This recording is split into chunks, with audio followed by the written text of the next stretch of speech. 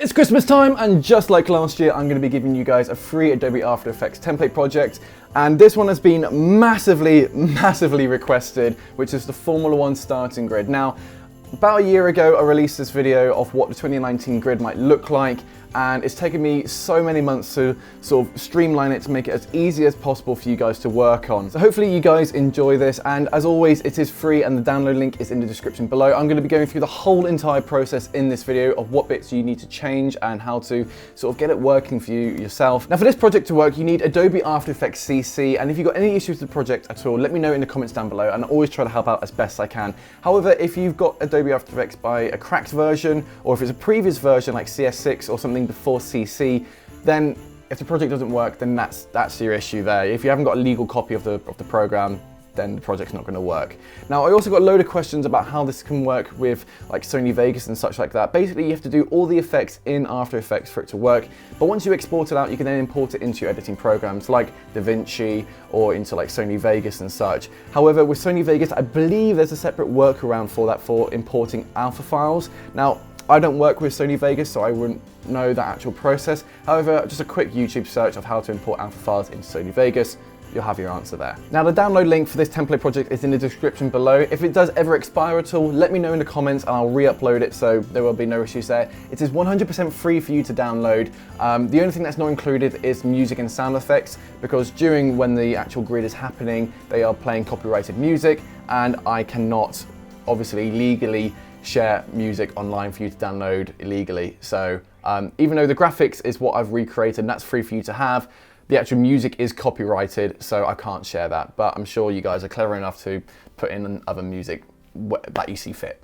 But yeah, that's enough of the intro. Let's open up your Christmas present and let's look at the project. So we're now here inside of Adobe After Effects, and we're on this comp here called Export This Comp. This is obviously the main composition you'll be exporting from once you've done all your changes. So let's have a quick look at what we've got to customize. Here is a starting grid animation. All the driver photos will be Sebastian Vettel, and the helmets at the behind are Lando Norris's helmet, and all the team names are currently set as Ferrari. All of this is customizable, but just for the example, this is what it would look like. So you've got your first and last names above each driver, their positions, which come on automatically, the team names, and also your actual abbreviated starting grid with your last name. So the way the abbreviation works with Formula 1, in the middle section here, it takes the first 3 letters of your last name, but we'll come more to that a little bit later on as well. And it goes from positions 1 and 2 all the way down to 19th and 20th. So there's actually a few things in this project which are actually different to what you would see in TV, so I'll quickly run through them now. The first of all is the nationality flags. I didn't want to have to go through and animate 200 different flags, and also it'll add up massively with your total file size. This also goes for your qualifying split times as well, just purely because what a lot of people might be using this for, you might not have that data there, or you might not even be doing qualifying. Now the last thing is where you actually start on the grid, if it's going to be on the left or right hand side. So I've built this project around starting on the left hand side. Now I know obviously with some tracks you actually start on the right hand side, but there's so much animation and sort of process going into making this, it's quite hard to like sort of do all of that again, but for the right hand side. And so you do have all the tools in here if you really want to customize it to do that, but I don't think a lot of people would really mind if it's like not on the left or on the right hand side or anything. So that's the only sort of differences, but now let's go into what we can do and change in this project. So in Export This Comp, there's 3 things you can actually change. So if we just scrub back to the very beginning, you can see here that we've got the Formula 1 sort of watermark. Some people want to keep it authentic. You don't have to. If you don't want that at all, you can just click the video hide option and that gets rid of the watermark. The next thing you can change is the race details. So if we just scrub a little bit more forward here, and up here you've got the Formula 1 and also the race detail as well. Now, most of us will probably keep the Formula 1 text as is, because most people will be using this as for like a Formula 1 game or something, but you can change that. So we just double click here and just write in like Matt Amos. If your text doesn't fit, you can just go over to the character window over here and you can mess around with the sizing and also with the tracking as well. Now, something that you might be changing is actually the race detail under here. So at the moment it currently says 2019 Rolex Australian Grand Prix. So if we just double click on race detail, you can simply write in like 2020 Silverstone Grand Prix. Now, something you might notice as well is that the text doesn't fill that little square, as it were. So what we can do is click on race detail and come over here and change its tracking. I wouldn't say change the actual size of the text, but if you just change the tracking, that's what they typically do. So you sort of click and drag and sort of stretch it out until it sort of fit the frame. Now, a good rule of thumb is that if you see any green layers, that means that's something you can change, and any red layers, that means don't change. So if you come over to the main project window over here, you can see you've got these 3 sort of labels as green, what you can change, and red, sort of just to sort of leave be. And if we go to change starting grid, drop down the folder, and as you can see, here, we have got 20 comp folders. Now, each of these folders represent a different person on the grid. For example, P3 will control everyone that you see in P3, P4, P4, and so on. So as we're currently here on 3rd and 4th position, let's open up the P3 comps. These 3 you can actually just sort of change by clicking into them as well, but the main root of it is the P3 folder. Likewise, also if it was the P4, it'd be the P4 folder, P5, the P5 folder. So we just double click on the P3 composition. Let's have a quick look at what we can change. So at the very bottom here, we've got first and last name. If you are going to make changes, I would say not to click on your composition window to sort of like double click to change text or anything like that. I'd always say down in the timeline, if you click there, therefore you're not affecting any of the animation or any opacity or any of the effects I've already pre-animated for you. So let's change the name. So you double click on the first name. So let's call this Matt. And if you double click on the last name, write in Amos.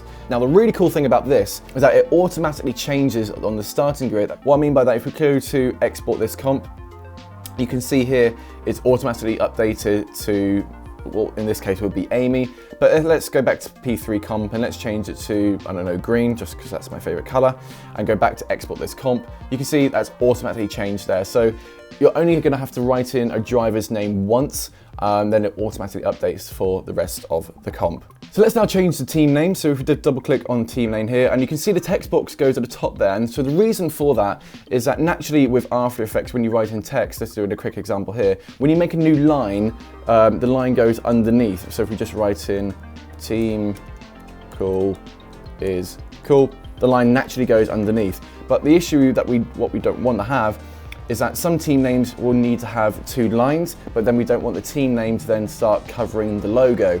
So there's a bit of script in there at the moment which automatically puts the second line to sort of bump up all the text automatically. So that's why you sort of see that. So if we were to write in team countryside, as always, and let's say, oh, I don't like that team countryside is starting to spill over the image of the driver, what you can now do is go back, make a new line, team countryside, and you can see that the text starts to go up. You can only do this a maximum of 3 times, and if you start to have any more lines, then naturally you're gonna start covering the logo.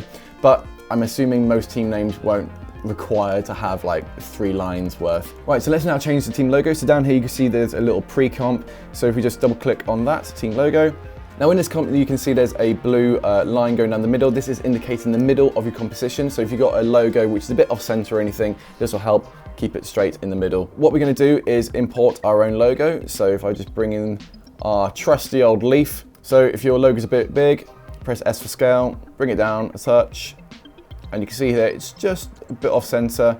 So just using the arrow keys, sort of push it along. Going to rotate it a few. Now, as you can see, we currently have got a white background, which we're going to need to remove. So I'm going to quickly show the process of how to do that. And this also works for when you're sort of making a mask of anything else as well. Now, also with this, you can include animating team logo. So if you've got like a video file of an animating team logo, you could put that in here as well. But for now, we're just going to use a still image. Now, of course, with your layer selected, you could always just make a quick little mask by just like sort of making and clicking loads of different points to make a little simple mask. But I'm just going to show you a little different method, and that's going to be using the roto brush. So if we just drag our playhead to the very beginning and go up here and click on the roto brush and double click on your layer. So what we're going to do is paint in the image of what we want to keep and sort of deselect anything to make a rough mask of it. So as you can see here, we've got this little green cursor. Green is what you're going to use to paint in what you want to keep.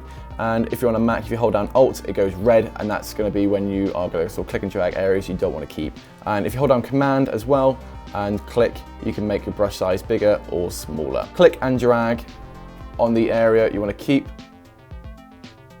You just keep sort of clicking around. You can see it automatically makes this sort of pink purple border. But let's say, for example, that I started going into this section here, and you can see it's all like sort of being selected. So you hold down Alt and you can sort of start to like sort of cut away areas you don't want to have. So we've now made our selection. And if you want to be really like fine about it, if you click and hold down and go onto the Refine Edge tool, what this will do is basically go around the edges and click and drag around. This is really more for like if you're sort of making a mask of like someone around their hair or like some fabric. It's sort of really define the edge basically. So if we now go back into our composition, you can see here that the background is now removed. Currently the actual background is set to grey, but if I was to sort of set it as transparent, you can see it's gone rid of there as well. Now to save time on rendering, what I would heavily suggest you do is to save this as a PNG and then bring that back into After Effects, so then it's not having to render all of those files of that mask that you've just made. So what you can do is go to Composition, Save Frame As, File, and then down here click on Output Module, and what you can do is select on PNG Sequence, make sure it's RGB and Alpha, and if you click on Output 2, let's just say we're going to go into Video here, and we're going to save this as New Leaf, Save, Render, and then if we go back over to our project, import that new image back in, New Leaf, then we bring that into our composition, delete the old one, and there you go. So then straight away you can see we've got a green bar, which means we have got no rendering time at all. It's a really good, quick way to sort of make a load of assets, and you could also do this all in Photoshop as well, but it's a process I've just learned to do in After Effects. So if we now go back to the P3 comp, and if we go through, you can now see we've now got a new logo. So let's now change the driver photo. So we double click on the driver photo comp, it'll come up here, and literally all you got to do is try and get a image that looks sort of similar in terms of the length and the positioning right. So you don't want to have someone, even though we've got it here with Sebastian Vettel sort of being straight on with the camera, ideally you want someone to be roughly on the side, because then if you go back to the main export comp here, you don't want them to sort of fill and cover the frame of everything that's sort of going on. So let's import a photo of me. There I am in my lovely race suit. S for scale to sort of bring it down. And so I've left Vettel here as an example of like your rough height dimensions and sort of the positioning. So when you've got this up here, you can press T for opacity, and if we bring it down to like 50, and then P for position, and you can sort of start to tweak where your photo is going to be. So now we're going to do the exact same process that we did with the team logo, but with the driver photo. So again, put a playhead to the very beginning with the roto brush tool selected, double click, and then it's time to just go painting. Okay, so we've made our rough mask, and we just turn off Vettel there as well. There you go, and as I said before, you don't have to use the roto brush. If I just turn it off, you can if you want to, with the layer selected, go onto the mask tool and use the pen and sort of make a quick mask as well. If you, by doing it this process, you won't need to save the frame as well. It just take a bit more finessing as it were, but you can, if you want to, just make a quick mask and do something like that. Or likewise also, if you've already got your driver photos already done with the background removed from, like, I don't know, Photoshop, or is already transparent, then you don't need to do this method. But then again, if we go to Composition, Save Frame As, File, make sure it's RGB and PNG Sequence, all good, and then save it to New Matte. And then in the project window, import that image that we just made back in. There we are, turn that layer off, green, and we're all good to go. So we close off this comp and we go back into our P3 comp and we sort of drag it through. You can see here, we have now got an animating driver. The transition is automatic, so that sort of red gradient going across. So that makes that going across your mask that you've already made.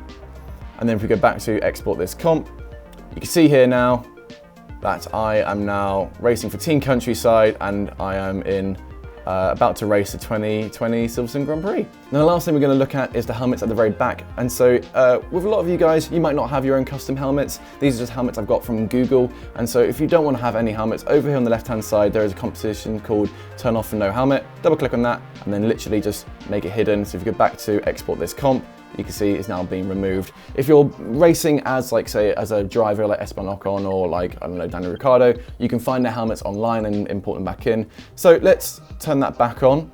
But let's say, for example, you are wanting to include your own driver's helmet or even your own custom helmet. What you can do is in your change starting grid comp, so we've been working on P3, In here, there is a comp called Helmet P3, double click on that. And for this example, we've just got Lando Norris's. Now, it doesn't matter about the colors because back in export comp, effectively it's tint black and white and it's at very low opacity. And so even with that, you don't need to make a great mask. So with this one, for example, I just made it of Lando's helmets. So I just remove that. And this is simple enough. Again, you've got the ruler in the middle to indicate the middle of where your helmet needs to be. So try and get that as square on as you can. And then literally with this, I just made a quick little mask around Lando's helmet. Doesn't need to be perfect. It's theoretically that it's basically just sort of there as a background graphic. So you sort of can click and drag to make curves. Click on there.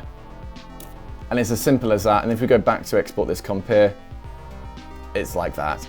And that's basically it. And so you've got 20 different comps you'll need to change. And each of those, you've got more parameters you can change as well. So effectively, you can fully customize a whole entire grid. So now you've done all of your changes, you've customized everything. Let's now export this composition. So in export this comp, as a reminder here, it's QuickTime ProRes 4444 RGB in alpha. So go to composition, add to render queue.